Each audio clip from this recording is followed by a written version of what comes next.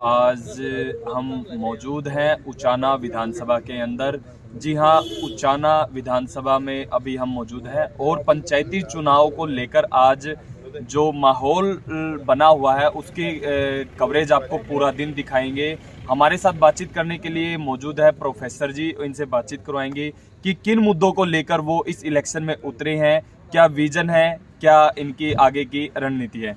जी, स्वागत आपका K9 में। थैंक यू जी, क्या है सर, मतलब आप एक टीचिंग लाइन से हो, प्रोफेसर से आप रिटायर हो चुके हो और उसके बाद में अभी आप राजनीति में उतरे हो, क्या मुद्दा है सर? ये राजनीति की सीढ़ी कह सकते हैं आप, प्योरली राजनीति तो नहीं है, लेकिन मेरा मिशन ये, मैं गांव से जुड़ा हुआ हूँ बचपन से, डाउन टू अर्थ। और मेरा ये इलेक्शन लड़ने का मिशन भी ये है कि 3 चीज़ों पर मेरा केंद्रित होगा। फर्स्ट, मैं एजुकेशन को प्रेफर करता हूँ, सेकेंडली हेल्थ को, और तीसरा स्पोर्ट्स को। ये एक दूसरे आपस में जुड़े हुए हैं मुद्दे। तो जब तक गांव के अंदर एजुकेशन प्रॉपरली डेवलप नहीं होगी, मतलब उनके स्कूल, प्राइमरी स्कूल से लेकर के जो भी सीनियर सेकेंडरी स्कूल है उनमें अच्छा स्वच्छता का, साफ सुथरा नहीं होगा, तो वो बच्चे फिर आगे बढ़ेंगे कैसे माहौल के ऊपर।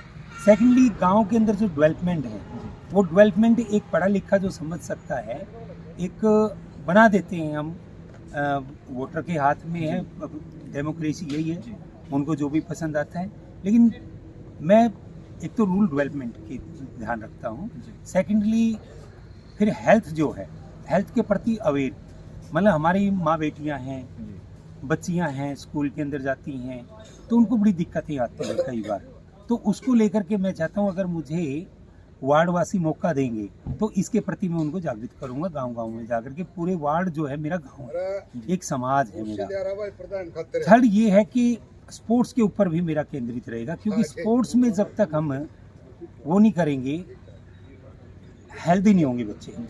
नर्सरी भी होती है, स्पोर्ट्स नर्सरी है, एकेडमी है। गांव-गांव के अंदर मैं कोशिश करूंगा, अगर वार्डवासी मुझे मौका देते हैं, तो नर्सरी खोलना। बच्चों की हेल्थ होगी तो वो स्वस्थ होंगे तो उनकी हेल्थ भी अच्छी होगी नेचुरली, और अच्छे हेल्दी होंगे तो समाज हेल्थ होगा, समाज भी वो बिल्कुल स्वस्थ होगा और वो आगे दिशा निर्देश देगा।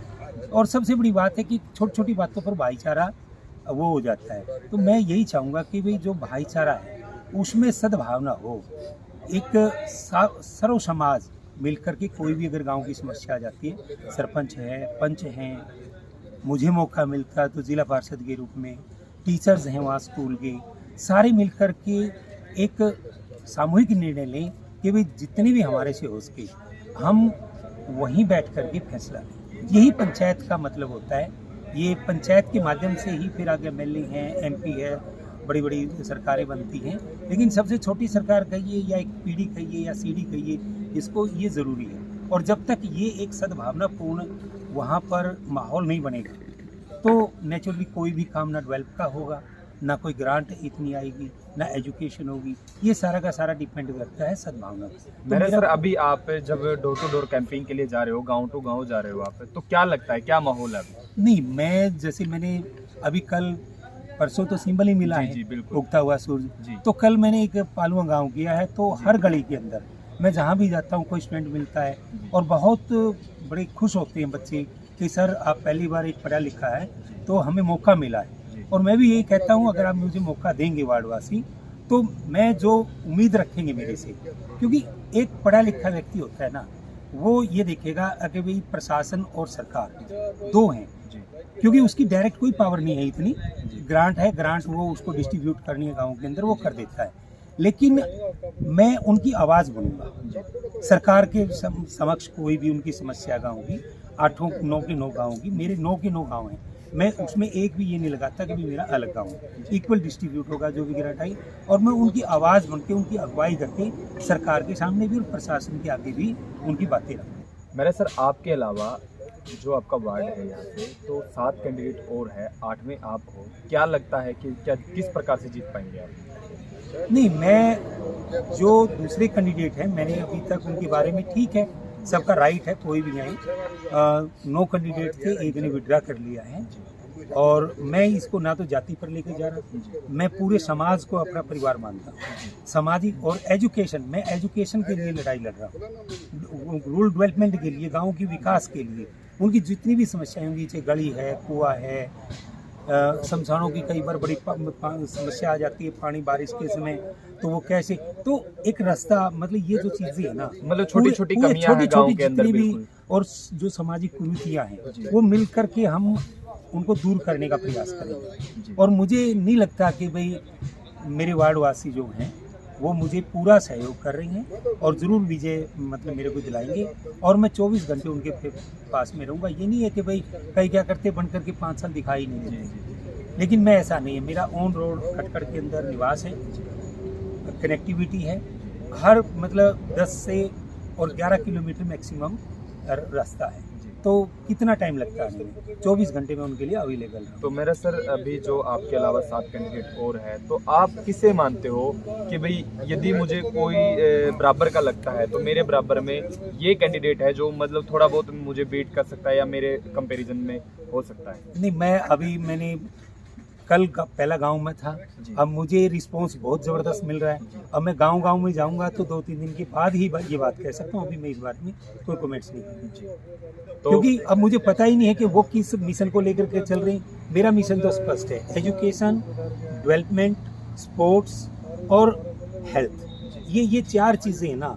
और मैक्सिमम जो ग्रांट मिलेगी डेवलपमेंट के, उसका इक्वल डिस्ट्रीब्यूशन सभी के सभी गांव मेरे होंगे, और पूरी सद्भावना के साथ। नो कास्ट, नो कुछ नहीं, नो क्षेत्रवाद, ये बाहर का अंदर का फला गाँव का, मेरे लिए सारे बराबर। मैं तो इस उद्देश्य को जितवाएंगे वार्डवासी, मैं उनके तहे दिल से उनके साथ रहूँगा, हमेशा हराएंगे तो भी उनके साथ रहूँगा।